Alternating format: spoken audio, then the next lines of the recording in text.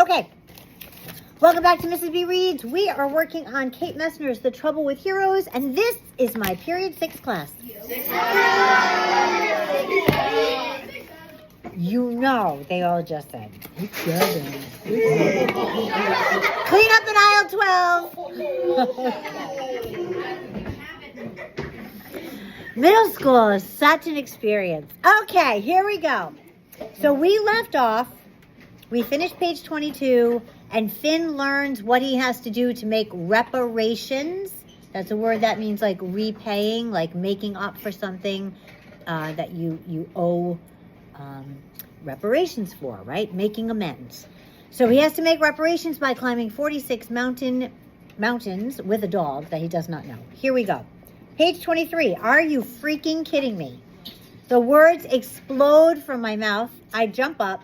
My foot throbs, and I want to kick something all over again. I have more to say, but when I turn to Mom to say it, she's sitting there looking not surprised at all. Not surprised I just blew up in a lawyer's office. Not surprised I'm screaming in front of strangers. Not surprised we're here in the first place. When somebody you love does something terrible, you're supposed to be shocked. You're supposed to say, this is so unlike him. But no one's looking at me that way. They're just sitting calmly, like I'm the wind, blowing everything around, because that's what wind is supposed to do. Like I'm the wind, blowing everything around. What figure of speech is that? Simile. That is a simile. Nice job. It makes me stop mid-gust. Page 24. Mom's voice is tired when she finally talks. Kelly has made a generous offer, she says. Maybe it will do you some good. I'm desperate for this meeting to end, so I say, sure, I'll do it. Why not? Gentlemen, you are irking me. Brian, can you please move your seat? Thank you. 46 mountains, I tell myself. I ran track this spring, tried for a while anyway, until my grades got me benched. How hard could it be? How hard could it be? Raise your hand if you've ever climbed a mountain, like a real mountain. It's hard. I'm so glad, Kelly says. I look away while she goes on about what this would mean to her mother, queen of the high peaks, and blah, blah, blah. I tune back in when she says, there's just one more thing. You have to take the dog. Rules for reparations, page 25. When you're having a bad day and you kick over a dead lady's headstone and get caught and can't afford a new one, you don't have much power to negotiate. So when Kelly says I have to take her dead mother's dog along on my hikes, whatever that noise is, knock it off. Along on my hikes, what am I supposed to do? I'm not much of a dog guy. We never had one because city apartments are small, and besides, dogs poop all over, and who wants to deal with that? But if it gets me out of trouble, then whatever, fine, I'll take the dog. That's how I end up at Kelly's front door, getting jumped on and pawed at and licked by the most slobbery, drooly-faced, smelly-furred, farty-butted dog in the world. That's this guy on the cover. 26. His name is Seymour. He follows us inside, tripping over my sneakers and sniffing my crotch while Kelly goes on about what a good hiking dog he is. She hands me a leash, which is required in the high peaks and important to keep him safe so he doesn't go chasing other dogs or wildlife or whatever.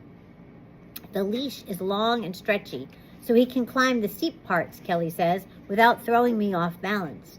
That makes me snort laugh because, seriously, would I be here right now if I weren't already thrown?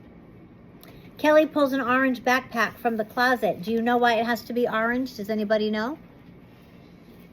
Because, like, when you're hiking, and, like, if you get dark out, you have to wear, like, neon kind of colors. That's a really great guess. You should wear bright colors when you're hiking. Yes, but orange specifically. Do you know? Because maybe it's, like, when people, like, hunt. Yes, exactly. Good job. So hunters can identify you and not mistake you for a deer. Okay. So if you're ever hiking in the woods, even if it's not hunting season, always wear orange, okay? Always, always, always. So Kelly pulls an orange backpack from the closet. You'll need this. And crowds her kitchen table with all the things I need to bring on my 46 hikes with Seymour. She stuffs the bag with the 10 essentials, all these maps and headlamps, first aid kit, compass, whistle crap, then adds dog treats and poop bags, and Seymour keeps licking my hand, stepping on my foot, while Mom laughs with Kelly, and the backpack gets fatter and fatter with compasses and bags of trail mix and Band-Aids and a dog bowl that collapses for easy packing. See how this feels, Kelly says, and then straps push down on my shoulders, the weight of all that gear. All that's happened these last 2 years, all the things I wish I'd said and wish I hadn't done. Page 28, the last time somebody stuffed a bag so full. It was supposed to be a quick trip upstate, just for a couple of weeks. We crammed clothes and garbage bags, school books in my backpack, because you can take remote classes from anywhere, and it would be safer in the mountains with Graham. Mom would help her with online orders, and we'd be back in the Bronx in a couple of weeks. You know where the Bronx is?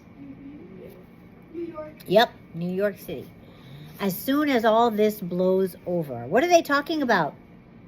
As soon as all this blows over. All what? What time period is that? Do you know? There's a hint right there. Everybody, go back and find the hint. We need to do a little bit of deep reading, close reading. Stand by.